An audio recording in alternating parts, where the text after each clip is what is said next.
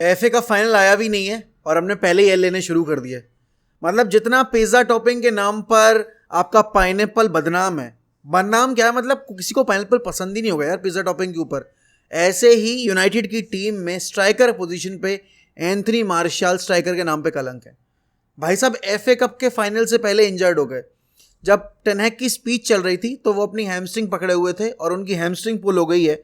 यहाँ पर he is out of the FA cup final. United के पास अब जो पॉसिबल नंबर है, सोच के भी हंसी आ रही है मुझे कि एक तरफ मैन सिटी के पास अर्लिंग हालैंड और अल्वारेज हैं और यहाँ मैनचेस्टर यूनाइटेड वाउट वेगोस को फील्ड कर सकती है अलोंग साइड मार्कस रैशफोर्ड।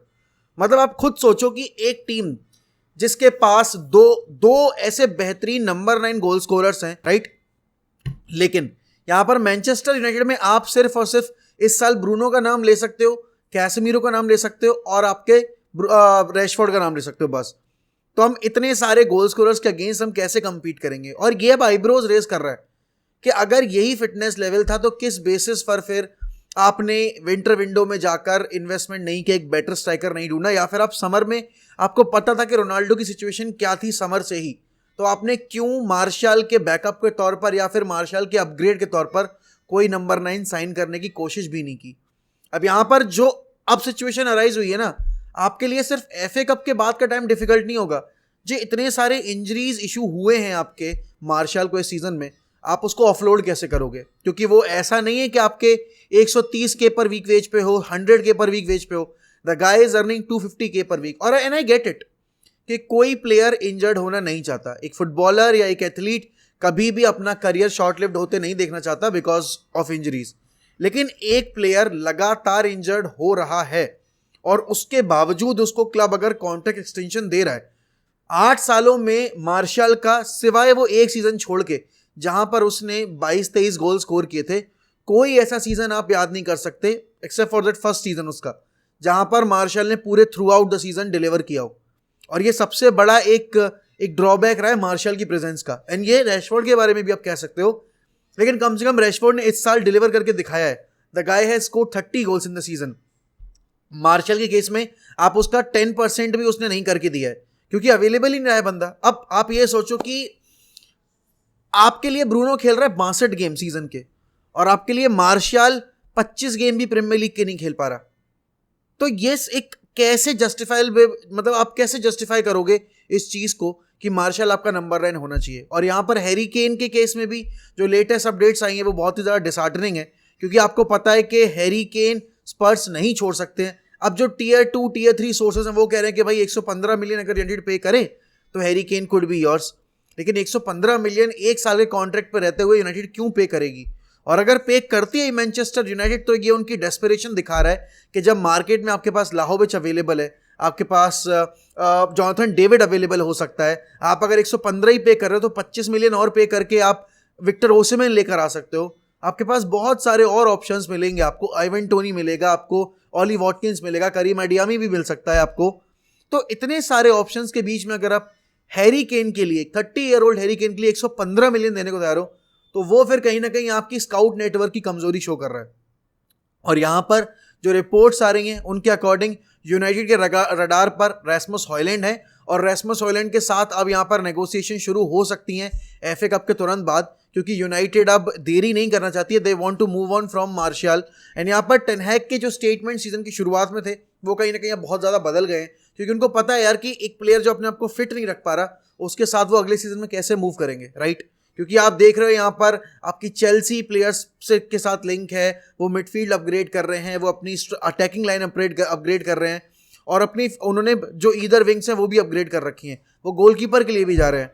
लेकिन यूनाइटेड इस पॉइंट ऑफ टाइम पर एक ऐसी सिचुएशन में है जहाँ पर उनको एक गोलकीपर कंपटीशन भी लेकर आना है, जिसके साथ साथ आपको नंबर 9 भी लेकर आना है, मिडफील्ड में भी आपको अपग्रेड करना है। अब देखो यहाँ पर मेसन माउंट की जो लेटेस्ट न्यूज़ है उसके हिसाब से मेसन माउंट को ऑफलोड कर सकती है चेल्सी एंड यूनाइटेड बहुत ज़्यादा डेस्परेट सिचुएशन में भी मेसन माउंट को लाने के लिए।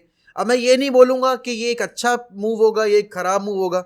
If the manager wants him then the manager wants him, we should definitely give him that signing.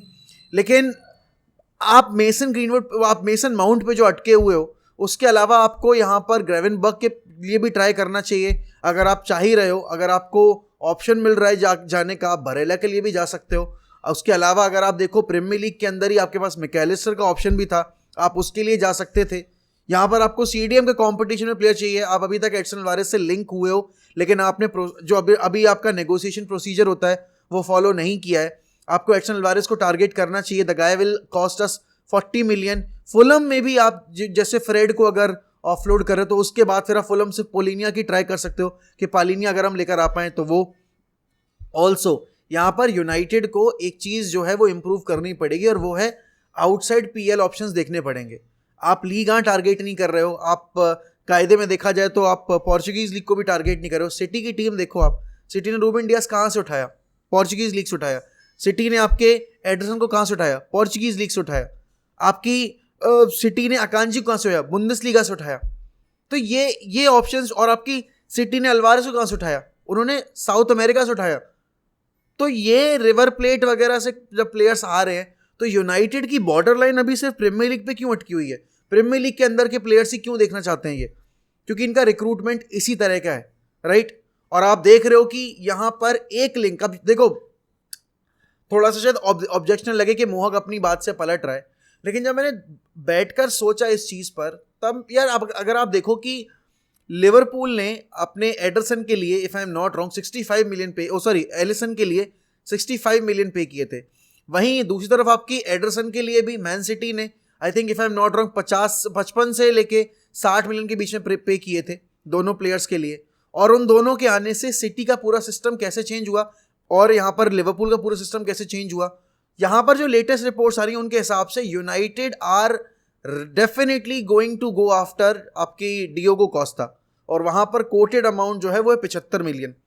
अब आज के टाइम में आप बोलोगे 75 million for a keeper is too much, लेकिन आज से 5 साल पहले, 5 ही साल हुए ना एडरसन को एलिसन को आए हुए, हाँ, तो उस टाइम पर अगर लिवरपूल 65 मिलियन पे कर रही थी, उनको पता था कि उनको उस पोजीशन को बहुत इंप्रूव करना है, क्योंकि जो भी आपके कैरियर्स के साथ हुआ था आपके चैंपियंस लीग के फाइनल में, उसके बाद वो गैम्बल नहीं खेलना चाहते थे और उसने उनकी दिशा और दशा दोनों चेंज करके रख दी। उन्होंने चैंपियंस लीग भी जीता, उन्होंने एफए कप भी जीता, कैराबाओ कप भी जीता, चैंपियंस लीग भी जीती। आप सिटी को देखो, जब Claudio Bravo was there he was conceding goals for fun. अभी भी इतना कुछ नहीं बदला है, लेकिन उनका जो सिस्टम है, जिस तरह से वो ऑपरेट करना चाहते हैं बिल्डअप फ्रॉम द बैक वगैरह के उसमें पूरे सीन में, तो उनके लिए एडरसन एक परफेक्ट प्लेयर है। यहाँ पर अगर आप डियोगो कोस्टा को लेकर आओगे, हाँ ठीक है, आपने वर्ल्ड कप में उसके एरर्स देखे हैं, आपने जब पहला मैच खेला था उसमें आपने देखा था कि भाई डियोगो कोस्टा ने कैसे फंबल किया था, फिर अन-नसीरी वाले केस में भी उसने ईजिली गोल कंसीड कर लिया था मोरक्को के अगेंस्ट। लेकिन यार एक दो गेम्स के बेसिस पर आप प्लेयर को जज नहीं कर सकते। उसका सीजन अगर आप देखोगे अभी इस साल पोर्टो में हैज़ बीन फैंटेस्टिक, और यहाँ पर कहीं ना कहीं हमें वैसा ही स्वीपर कीपर, एक कमांडिंग कीपर, बॉक्स को कमांड करने वाला, बैकलाइन को कमांड करने वाला प्लेयर चाहिए, जो कि लाइन से अपना थोड़ा निकल कर बॉल्स को कैच करने की कोशिश तो करे जब क्रॉसेज आ रहे हैं, जब सेट पीसेज आ रहे हैं, क्योंकि वो चीज़ आपके डेविड डेया नहीं करते, राइट। और डेविड डेया के केस में भी आपको पता है, अगर टेन हैग आकर इतना ओपनली बोल रहा है कि I want to have an upgrade over certain positions, and definitely keeper की पोजीशन वो है एक जहाँ पर मुझे बेटर प्लेयर चाहिए है। ऐसा नहीं है कि डेविड डेया को अगर हम रोकेंगे तो he will be the number 1। There will be a competition, and competition बहुत ज़रूरी भी है। एंड यही एक रीज़न है कि क्यों अब मेरा थोड़ा परसेप्शन यहाँ पे चेंज हुआ है। हाँ, डेविड राया आपको 40 मिनट में मिल रहा है, लेकिन अगर मैनेजर को डेविड राया नहीं चाहिए, अगर manager wants to have Diogo Costa, तो go and get him Diogo Costa. क्योंकि यहाँ पर देखो, डियोगो कोस्टा के आने के बाद से एक चीज़ जो है वो ज़रूर होगी कि आपका अगले आने वाले 8 साल के लिए कीपर पोजीशन सिक्योर हो जाएगा, राइट। क्योंकि वो एक मॉडर्न डे गोलकीपर है, एंड हमने देखा है कि भाई ओनाना के साथ काम करते में आईएक्स की टीम कितनी ज़्यादा कॉन्फिडेंट रहती थी जब भी बिल्डअप फ्रॉम द बैक होता था। यहाँ पर यूनाइटेड के केस में आप अंडर डेविड डेया ये चीज़ नहीं बोल सकते। और कहीं ना कहीं ये एक सबसे बड़ा रीज़न भी है कि क्यों यूनाइटेड ने इस साल इतने ज़्यादा गोल्स कंसीड भी किए, क्योंकि सेट पीसेस पर देखो, आप कॉर्नर्स पर देखो, David de Gea never commands his box, और David de Gea never goes for those aerial balls जहां पर वो क्लेम करना चाहे। तो cross claim percentage, aerial ball claim percentage David de Gea का बहुत ज़्यादा खराब है। कमांड इनसाइड द बॉक्स भी उसकी बहुत ज़्यादा एक एवरेज है, जहाँ पर उसको कब लाइन छोड़नी है अपनी, कब लाइन नहीं छोड़नी है उसका अंदाज़ा नहीं है। लेकिन देखो, अगर डेविड डेया रुकते हैं, जो कि मुझे लग रहा है कि रुक जाएंगे, तो भी उनको एक कॉम्पिटिटिव एक हमें देना पड़ेगा सीन यहाँ पर, और जिसकी वजह से फिर डेविड डेया को अपना गेम जो है वो अप करना पड़ेगा। क्योंकि यहाँ से डीन एंडरसन की तो न्यूज़ ये आ रही है कि डीन एंडरसन को हम सेल करके उससे जो फंड्स निकल कर आएंगे, वही फंड्स यूज़ करके हम एक नया गोलकीपर लाने की कोशिश करेंगे, with some additional amount being added to that sum. तो यहाँ पर यार देखो, अब यूनाइटेड नंबर 9 की पोजीशन पर उनके हाथ बंधे हुए हैं। मिडफील्ड में अगर मैकटोमिने बेचा जा रहा है, क्योंकि देखो यहाँ पर आपके रियो फर्डिनैंड ने एक चीज़ तो बहुत सही बोली है कि मैकटोमिने को क्लब ढूंढने में दिक्कत नहीं होगी। क्लब ढूंढने में जिसको दिक्कत होगी वो होगी हैरी मैगवायर, क्योंकि हैरी मैगवायर की परफॉर्मेंसेज उतनी अच्छी नहीं रही हैं पिछले 1.5 सीजन में।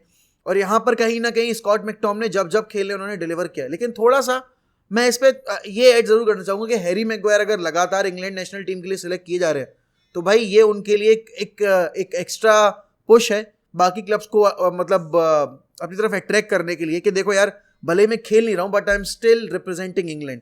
और इंग्लिश फुटबॉल में इंग्लैंड प्लेयर्स की जो एक डोमिनेंस है वो सबको पता है। आप अगर इंग्लैंड के लिए खेल रहे हो, आप चाहे कैसे भी प्लेयर हो, आपको हाइप मिलती ही मिलती है।